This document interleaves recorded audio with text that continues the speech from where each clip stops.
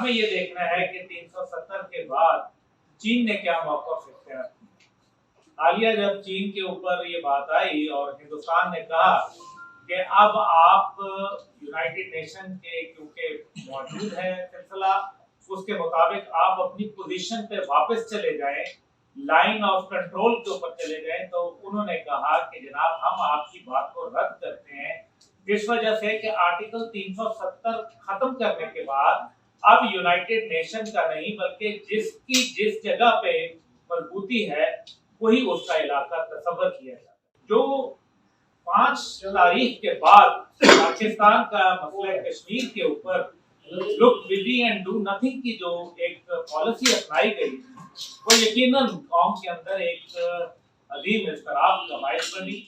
कहा गया कि मईशत कमजोर है, इस वजह से जंग लड़ने से या किसी भी एक्शन करने से कासिर, और मीडिया एक ऐसा मजबूत फोरम है जिससे खास तौर पे कश्मीर का मसला जो है वो उजागर हुआ और 2019 5 अगस्त के बाद पूरी दुनिया तक ये पैगाम पहुंचा। अब क्योंकि बातचीत मुख्तलिफ हुई, हमें ये देखना है कि 370 के बाद चीन ने क्या मौक़िफ़ इख्तियार किया। हालिया जब चीन के ऊपर ये बात आई और हिंदुस्तान ने कहा कि अब आप यूनाइटेड नेशन के क्योंकि मौजूद है सिलसिला, उसके मुताबिक आप अपनी पोजीशन पे वापस चले जाएं, लाइन ऑफ कंट्रोल के ऊपर चले जाएं, तो उन्होंने कहा कि जनाब हम आपकी बात को रद्द करते हैं इस वजह से कि आर्टिकल 370 खत्म करने के बाद अब यूनाइटेड नेशन का नहीं बल्कि जिसकी जिस जगह पे मजबूती है वही उसका इलाका तस्वर किया जाता है। हमें ये देखना है कि पाकिस्तान ने इस मौके से क्यों नहीं फायदा उठाया और पाकिस्तान का इसके ऊपर क्या मौक़िफ़ है। जो 5 तारीख के बाद पाकिस्तान का मसला कश्मीर के ऊपर look busy and do nothing की जो एक पॉलिसी अपनाई गई वो यकीनन कौम के अंदर एक अजीम इज़्तिराब का बाइस बनी और कौम के अंदर जो है वो मुख्तलिफ तरीके से लोगों की सोच को तब्दील किया गया और उसको मईशत के साथ मुंसलिक कर दिया गया। कहा गया कि मईशत कमजोर है, इस वजह से जंग लड़ने से या किसी भी एक्शन करने से कासिर। इससे पहले आपको याद होगा कि जब पाकिस्तान ने अपनी फौजी कुव्वत का इजहार किया और कश्मीर के अंदर जो है वो थोड़ा सा हमने मजबूत स्टांस लिया, तो नतीजा ये निकला कि गलवान वादी के अंदर चीन ने अपने जो इलाके थे, क्योंकि हिंदुस्तान की फौजें जो है वो इस तरफ आ गई, तो नतीजा ये हुआ कि चीन ने आगे बढ़कर वो इलाके अपने अंदर जो है वो दम कर लिया। अब हम किस चीज के इंतजार में बैठे? कोई दुनिया में आपकी मदद में नहीं आएगा जब तक कि आप अपनी मदद करने के लिए खुद नहीं खड़े होंगे। मार्च 2019 को पंजाब टेक्स्ट बुक बोर्ड की मौजूदा हुकूमत के अंदर किताब छपती है 7वीं जमात के अंदर, और वो अंग्रेजी की किताब है। उसके अंदर लिखा हुआ है कि India western and southern Kashmir. ये इस हुकूमत की बात मैं कर रहा हूँ, माजी की हुकूमतों की बात नहीं कर रहा। ये किताब मौजूद है जो अमेरिका के मुख्तलिफ इदारों के जरिए फंड होके जो है वो बनाई गई। ये एक बहुत अहम इशू है जिसके ऊपर मैं पहले भी आवाज उठा चुका हूँ। अब मसला ये है कि कश्मीर जो है वो तो पाकिस्तान का इल्हाके पाकिस्तान के 26 दिन पहले 19 जुलाई को वो पाकिस्तान का हिस्सा सरदार इब्राहिम साहब ने इलाके पाकिस्तान का ऐलान कर दिया, और आज तक हम ये सुनते आए हैं कि हिंदुस्तान ने 27 अक्टूबर को अपनी फौजें उतारी।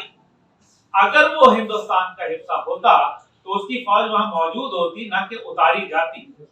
दूसरी बात यह है कि जो प्रोफेसर एलिस्टर लैम्ब की किताब के अंदर बड़ा वादे लिखा है, जो कि एक मजबूत किताब है कश्मीर अ डिस्प्यूटेड लेगेसी, उसके अंदर वो ये कहते हैं कि कोई एक्सेशन डॉक्यूमेंट जो है वो साइन नहीं हुआ, और अगर एक्सेशन डॉक्यूमेंट साइन हुआ तो आज प्रेस की मौजूदगी में मैं भारत को चैलेंज करता हूं कि वो अपना एक्सेशन डॉक्यूमेंट जो है वो साबित करें यूनाइटेड नेशन में फॉरेंसिक कराने के बाद, क्योंकि यूनाइटेड नेशन में कोई भी डॉक्यूमेंट जब जमा होता है जब उसका फॉरेंसिक हुआ, اور کیونکہ وہ جھوٹ ہے اس لیے اس کا فورینسک نہیں ہوا. آج تک ایک طرف ہندوستان کہتا رہا کہ اٹوٹ انگ ہے, دوسری طرف 2 دفعہ قراردادیں نہرو لے کے گیا. نہرو اگر قرارداد لے کے گیا تو پہلے بتائے بھارت, آج کا بھارت یہ بتائے کہ وہ جھوٹ بولتا تھا, نہرو نے جھک مارا اور وہ غلط تھا. کیونکہ اگر اس کو متنازع مانا گیا اقوام عالم کی جانب سے, اس زمانے میں اقوام عالم نے اس کو ایک انٹرنیشنل ڈسپیوٹ قرار دیا, اور آج اس کو 2 ملکوں کے مابین جو ہے وہ ایک تنازع قرار دے رہے ہیں. یہ اقوام عالم سے 2 ممالک کے درمیان میں تنازع کب, کیسے اور کہاں سے آیا, اس کے اوپر ہمیں غور کرنا ہے. جو اہم نقطہ اس کے اندر یہ ہے کہ آبادیاتی نقشہ جو ہے وہ تبدیل کیا جا رہا ہے, اور اس ٹائم پہ 32 لاکھ لوگوں کو وہاں جو ہے وہ آباد کاری کی جا رہی ہے. نتیجہ یہ نکلے گا کہ کچھ عرصے کے بعد وہ کہیں گے کہ جناب آؤ حق خود ارادیت کروا لو, پلیبسسٹ کروا لو, اور اس کے اندر وہ سارے ڈیموکریسی جو ہے وہ چینج کر کے رکھ دیں گے. پاکستان حکومت کو چاہیے, دفتر خارجہ کو چاہیے کہ وہ ایک لیٹر لکھے اور یونائٹڈ نیشن میں جمع کرائے کہ کیونکہ بھارت نے 370 اور 35 سے ختم کرنے کے بعد یونائٹڈ نیشن کے چارٹر سے باہر آ چکا ہے, اس لیے اس کا کوئی آئندہ کا عذر قبول نہ کیا جائے. اور دوسری بات یہ ہے کہ آرٹیکل 3 یونائٹڈ نیشن کے چارٹر کے مطابق کہتا ہے کہ جو لوگ اپنی آزادی کے لیے ہتھیار اٹھاتے ہیں وہ فریڈم فائٹر کہلاتے ہیں, نہ کہ دہشت گرد کہلاتے ہیں. اسی آج بھارت کے اوپر باقاعدہ انسانی حقوق کی پامالی کے اوپر یونائٹڈ نیشن کی 2 مفصل رپورٹیں موجود ہیں, جن کو پڑھتے ہوئے خود یونائٹڈ نیشن کا گورا نمائندہ جو تھا وہ رو پڑا آنسوؤں سے. لیکن اس کے باوجود چین کی مخاصمت کے اندر آپ جو ہے امریکہ جو ہے ان کی پشت پناہی کر رہا ہے, اور کشمیر کو آگ لگانے کے اندر اپنا بھرپور کردار ادا کر رہا ہے. مجھے افسوس سے کہنا پڑتا ہے کہ ایک عرب دنیا نے بھی کردار ادا کیا, اور عرب دنیا کے کروڑ ہاں نہیں بلکہ billions of dollar, 82 billion dollar جو ہے وہ بھارت کے اندر انویسٹمنٹ ہوئی, جس کے لیے امیش امبانی نے کہا کہ major chunk of investment will go to Ladakh and Kashmir. اس کا کیا مطلب تھا؟ لداخ کیونکہ یہ وہ علاقے ہیں جہاں سے سی پیک کا روٹ جو ہے اوریجنیٹ کر رہا ہے, گلگت بلتستان کو خطرات لاحق ہیں, اور اسی طریقے سے کشمیر کو جلنے کے لیے پورا تیار کیا گیا ہے کہ وہ جلتا رہے کشمیر. بھارت نے اس کو اپنے اندر ضم کر لیا, ترنگا لہرا دیا, لیکن ہم یہاں 1 منٹ کی خاموشی سے رہے.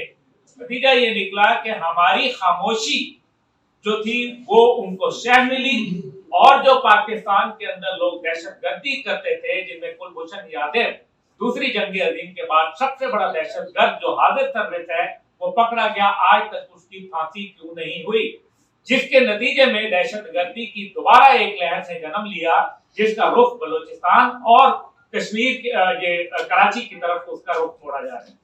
یہ حالات بڑے سنگین ہیں. قائد اعظم نے شاہرگ قرار دیا گیا, اور شاہرگ کو اگر آپ نے اپنی شاہرگ نہ بچائی تو جسم برقرار نہیں رہے گا. اس لیے آپ سے مختصر یہ گزارش ہے کہ کشمیر کے جو مسئلہ ہے وہ صرف کشمیریوں کا نہیں ہے. یہ جنگ انہوں نے نہیں لڑنی, وہ ہمارا حصہ تھے, ہمارا حصہ ہیں اور ہمارا حصہ رہیں گے. ان کی جنگ ہماری جنگ. اگر یہی کام بلوچستان کے اندر ہوا ہوتا, اور اگر یہی کام کہیں خیبر پختونخوا کے اندر ہندوستان آیا ہوتا, پنجاب یا سندھ کے اندر آتا, تو کیا ہم لوگ یہی عذر لیتے جو آج ہم نے کشمیر کے اوپر ایک کمزور ترین عذر لیا ہوا ہے؟ ماضی کے تمام لوگ کیا جاہل تھے جو آج جو ہے وہ ایک موقف نیا پیش کیا جا رہا ہے اور کہا جا رہا ہے کہ معاشی مشکلات ہیں؟ اگر معاشی مشکلات تھیں تو پاکستان بنتا ہی نہ, کیونکہ پاکستان کو تو معاشی وائبل کہا ہی نہیں گیا. دوسری بات یہ ہے کہ جب آپ ایشین اکنامک ٹائیگر تھے تو بنگلہ دیش کیسے بن گیا؟ وہ جنگ کیوں ہار گئے؟ اس کا مطلب یہ ہے کہ معاشی معاملات نہیں ہوتے, کمزوری معاشی مسائل میں نہیں ہوا کرتی, کمزوری ہتھیاروں میں نہیں ہوا کرتی, کمزوری ارادوں میں ہوا کرتی. اور لاسٹ جو بات اس کے اندر, کیونکہ جیسے میاں اعظم صاحب نے فرمایا, ملی یکجہتی کے ساتھ منسلک تمام جماعتیں جو ہیں وہ اپنے اپنے کہیں کہیں جو ہے وہ کام کر رہی ہیں. انشاءاللہ تعالیٰ تحریک جوانان پاکستان و کشمیر جس کا میں سربراہ ہوں پاکستان کے 34 بڑے اور چھوٹے شہروں میں 5 فروری کو مظاہرہ کریں گے. ہمارا دوسرا مظاہرہ دن 1 بجے راولپنڈی سے شروع ہوگا جس میں تمام مکاتب فکر اور جوانان پاکستان شرکت کریں گے. جو گلاس فیکٹری چوک سے نکل کے راولپنڈی پریس کلب جائے گا جس میں ہزاروں لوگ شرکت کریں گے. اسی طریقے سے پاکستان کے طول و عرض بلوچستان، سندھ اور کشمیر اور اسی طریقے سے KPK اور سندھ کے اندر انشاءاللہ تعالی ہمارے پنجاب کے اندر مظاہرے ہوں گے.